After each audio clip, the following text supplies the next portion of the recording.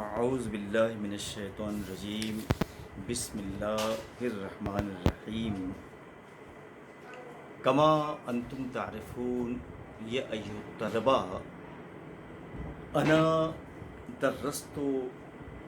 کثیرا من السطور کثیرا من المباحث من هذا الدرس الى الرب الجلیل واليوم انا بدرس السطور الأخيرة لهذا الدرس وإن شاء الله اليوم أنا أذهب إلى ختام هذا الدرس إلى الرب الجليل وأنا أقرأ. میں نے یہ بات بتائی تھی کہ جیلر نے یہ کہا کہ آپ جہاں کہیں میں آپ کی اس عریضے کو ٹکڑے کو رکھ دوں، تو انہوں نے کہا کہ جیل کی جو سطح ہے، سطح عرض ہے، اس پر لے جا کے رکھ دیجئے. اور جب وہاں یہ ٹکڑا، یہ عریضہ رکھا گیا تو ہوا نے اتنی تیز سے اڑایا اور وہ عریضہ، وہ خط اتنی تیز سے اڑنے لگا کہ اس کی تیزی کی، اس کی جو اڑان تھی، اس کی اڑان کا ذکر اس طریقے سے کرتا ہے: فلما وضعها طارت فی الہوائے الی السماء احدت علی رمیۃ السہم من القوس القوی،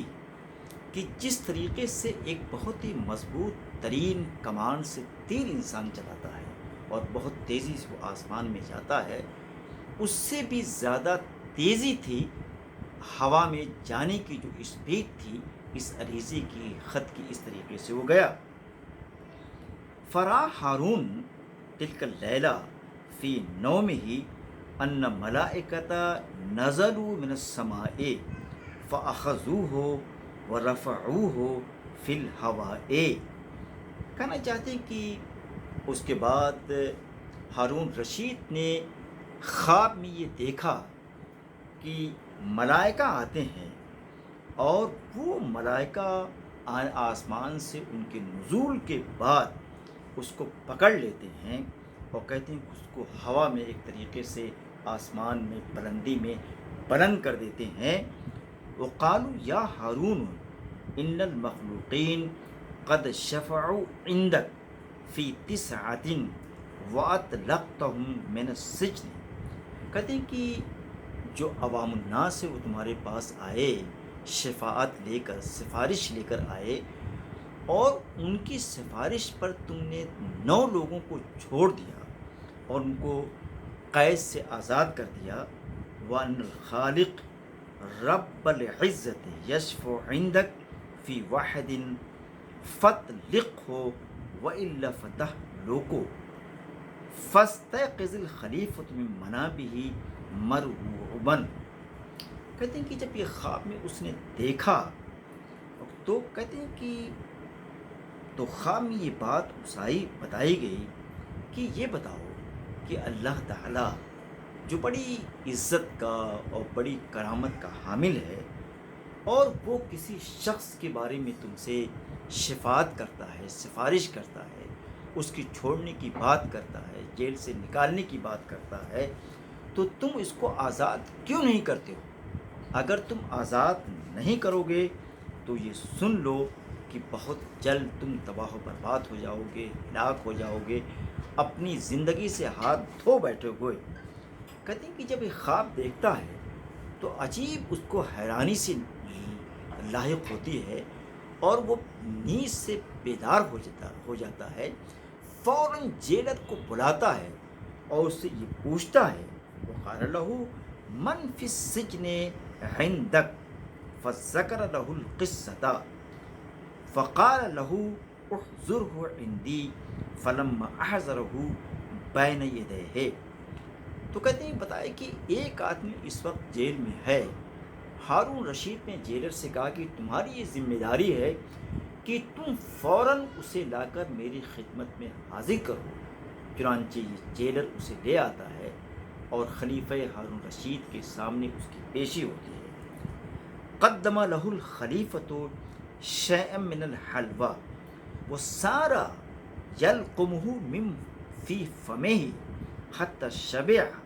و امر بین یحمل الی الحمام، اور کہتے ہیں کہ اس کے بعد حلوہ پیش کیا گیا، وہ اسے کھاتے رہے، اور جب اس سے فارغ ہوئے تو ہارون رشید نے یہ کہا کہ انہیں حمام لے جایا جائے تاکہ غسل کریں،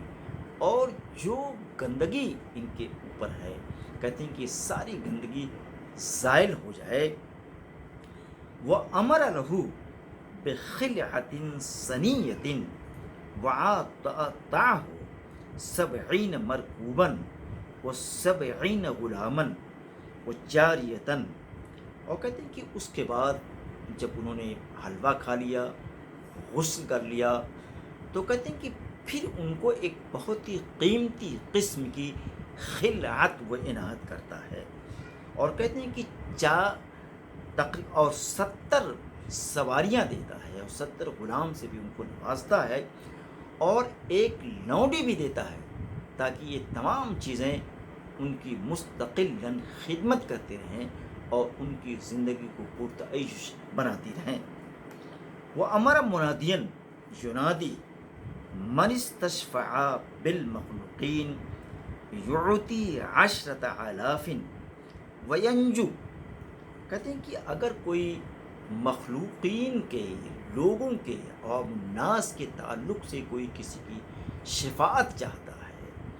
شفاعت کی سفارش چاہتا ہے، تو کہتے ہیں کہ وہ 10,000 درہم پاتا ہے، اور اس طریقے سے وہ جیل سے آزاد ہو جاتا ہے۔ ومن استشفع بالخالق، اور اگر کوئی شخص خالق کی سفارش چاہتا ہے، خالق کو اپنا نگہبان، اپنا ہمدرد بنانا چاہتا ہے، فہذا جزاؤہ من ہارون الرشید، تو کہتے ہیں کہ ہارون رشید کی طرف سے اس کو اسی طریقے سے نوازا جاتا ہے کہ اسے حلوہ سے اس کی تواضع کی جاتی ہے، اس کو حمام میں نہایتی اعزاز کے ساتھ اس کو غسل دلوایا جاتا ہے، اس کو 70 سواریوں سے نوازا جاتا ہے، 70 غلام اور ایک لونڈی دی جاتی ہے۔ اگر کوئی شخص اللہ سے ہاتھ پھیلاتا ہے، اللہ کی شفاعت چاہتا ہے، اس پورے سبق میں صرف 2-3 باتیں کہی گئی ہیں۔ پہلی بات تو یہ ہے کہ اگر کسی شخص کے یہاں صداقت ہے، سچائی ہے، نیک ہے، اور خدا کو اپنا نگہبان، اپنا شفاعت گزار سمجھتا ہے، تو اللہ تعالیٰ اس طریقے سے اسے نوازتا ہے، کبھی کبھی دنیا میں بھی نوازتا ہے، لیکن اگر دنیا چونکہ دارالامتحان میں ہے، ایک آزمائش کا یہ سفر ہے، اگر اس آزمائش کے سفر میں نوازش اللہ کی اس کے اوپر نہیں ہوتی ہے، تو یوں جانیے کہ آخرت میں اس کو ضرور بضرور اللہ کی طرف سے اعزاز سے، تکریم و توقیر سے نوازا جائے گا۔ تو اس میں اتنی سی بات بتائی گئی کہ ایک تو سچائی کو اختیار کیا جائے، دوسرے کبھی دنیا کے سامنے 10 سے سوال دراز نہ کیا جائے، کبھی اپنی کشکول کو پھیلایا نہ جائے، 10 سے سوال اللہ کے سامنے، اللہ کے حضور دراز کیا جائے، اور کشکول لے کر اس کے دربار میں صرف اللہ سے مانگا جائے، کیونکہ وہ ذو القوت المتین ہے، وہ جس طریقے سے دے سکتا ہے، وہ خلاق ہے، خالق ہے، رب کائنات ہے۔ تو جو رب ہو، جو پالنے والا، جو پالنہار ہے، اس سے مانگا جائے، اس سے التماس کیا جائے، اس سے درخواست کیا جائے، اس کے سامنے اپنے مسائل کو پیش کیا جائے۔ لیکن انسان اتنا کم ظرف ہے، اتنا عاجل اور جلد باز ہے کہ وہ اپنے مسائل انسانوں کے سامنے لے جاتا ہے، اور چند پیسوں میں اپنے وقار کو، اپنے ایمان کو، اپنی انا کو بیچ دیتا ہے۔